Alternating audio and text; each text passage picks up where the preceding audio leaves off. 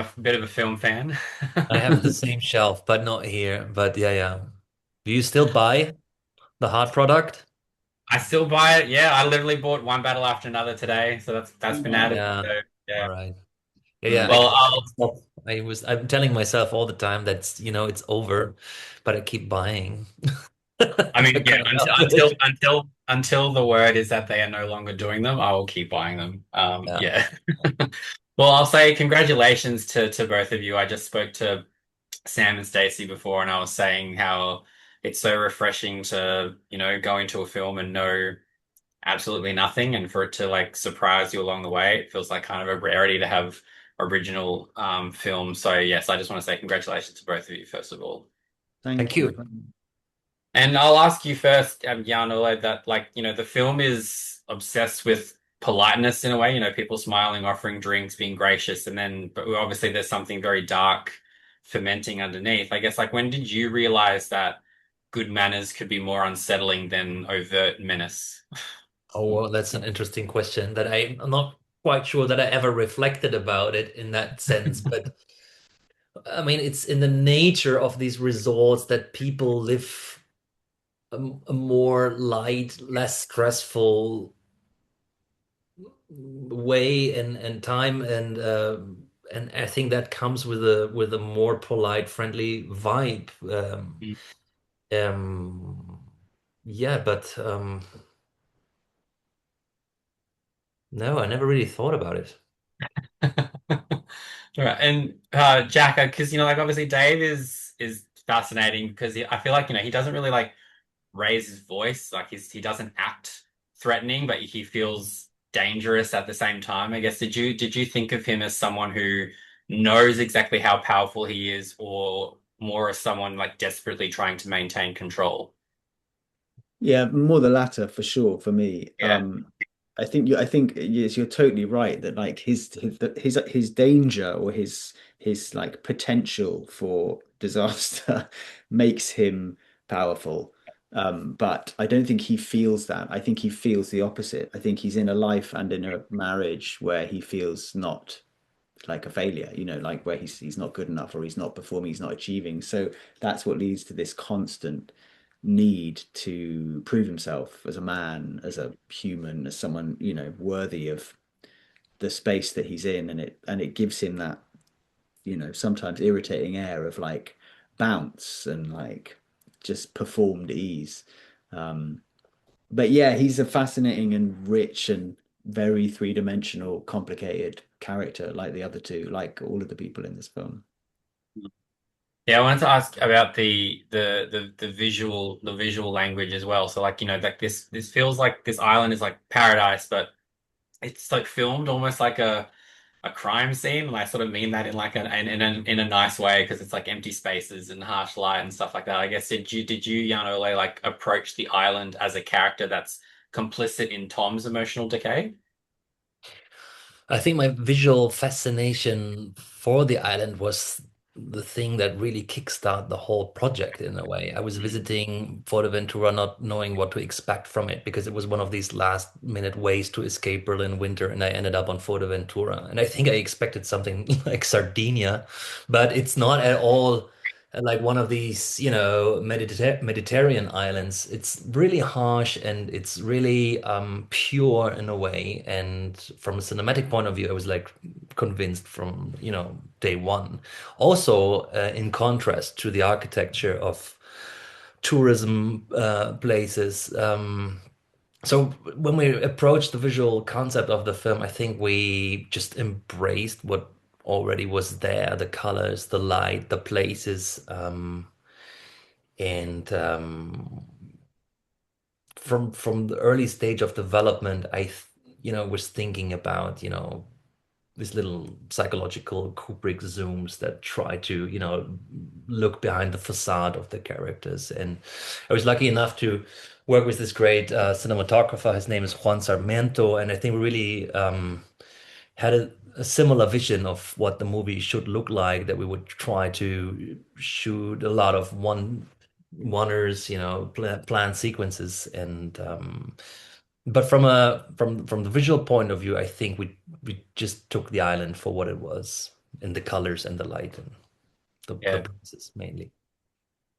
And like we'll say with Jack, there's a bit of moral ambiguity, I guess. Like, there's the way that he kind of observes Tom is, like it's like he's just like watching him, I guess. Like, did you feel Dave sees Tom as a threat, as a mirror, or like as like a useful weakness? I mean, I kind of feel like he looks at him with a love and envy. Like I almost felt like, that Dave falls in love a bit. That there's so much he sees this life that Tom has, and he doesn't see any of the existential nightmare of it. He sees the pleasure and the escape and the freedom. Um, so yeah, I felt, it's like, Dave is someone deeply like Arrested Development. He wants the freedom that he had when he was a heavy drinking, drug taking young man, and he gave all that up and tried to start this marriage because he fell in love with this woman and he wanted to try and keep up with her. But now he's an older guy feeling like a kid and missing everything. And so I think, yeah, I think that kind of he's like he's looking at another version of a life that he wishes he had when he sees Tom, and it's and that's obviously so hard for him, and it leads to his volcanic eruption. Mm. Sam Sam was saying the same thing. He's like, basically, it's like that grass is always greener on the other side, or is it? Because like the way that they look at each other, they almost like want what the other person has, but then they're kind of glad that they don't have what the other person has at the same time.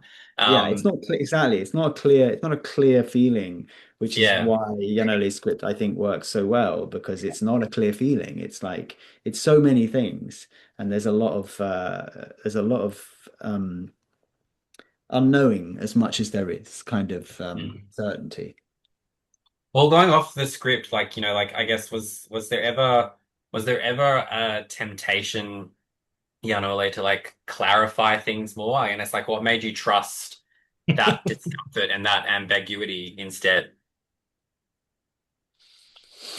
Not really. No, not really. To me, I think the few things I knew about the story at the beginning of the process was that everybody would have to go back to their old lives and to their old cages and traps and whatever you want to call it. So I was never tempted by, you know, complex crime plot twists or any Mm. of these things. I mean, the crime plot or the noir plot is I treated it a little bit like a vehicle to tell the rather existential drama of this cliche tennis coach kind of guy.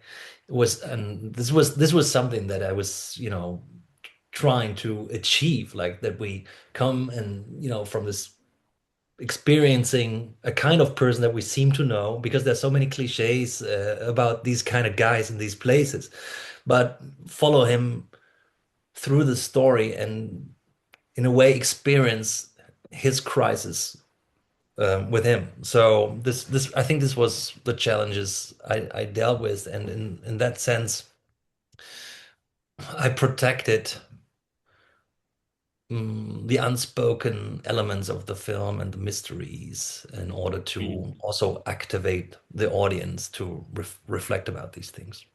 Yeah.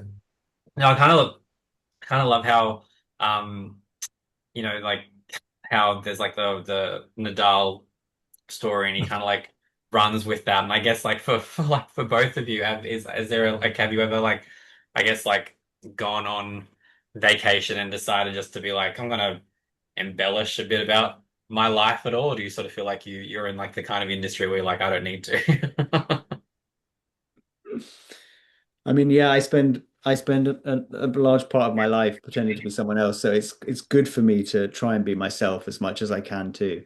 But I've thought about it. This temptation is there. There's such a thrill. There's such a kind of such a release in that.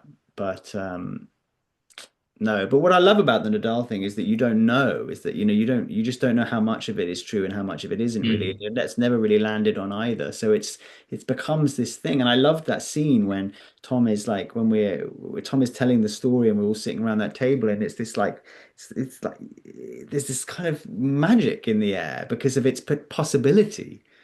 And for Dave, that's like this transforms Tom from this enviable figure to this kind of like icon in that moment. Yeah. Um, but yeah, no, in answer to your question, I try to be me. Yeah, same here. I daydream once in a while, but to be honest, I'm quite happy with the life I live. And of course, it's January now in Berlin. It would be nice to be in a warmer place, but then again, you can't have it all, right?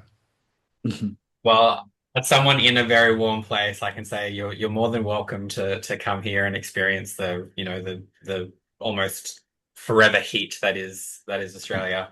But no, like as I said, like I see far too many movies in this line of work, and it's always so nice to sort of be given something and just be completely immersed in it and sort of see that there are still ways to make certain genre movies exciting because like this is such a nice like kind of slow burn movie and like I'm really excited to for everyone to go out and see it and start talking about it and just yeah, so my hat off to everybody involved in the film because it's just exciting to know that there's still original voices out there. So I think yeah, congratulations to both of you, and I really hope that this film is the success it deserves to be. So thank you so Thank you much. so much. Thank you. Thank you so much, Peter. That's so nice.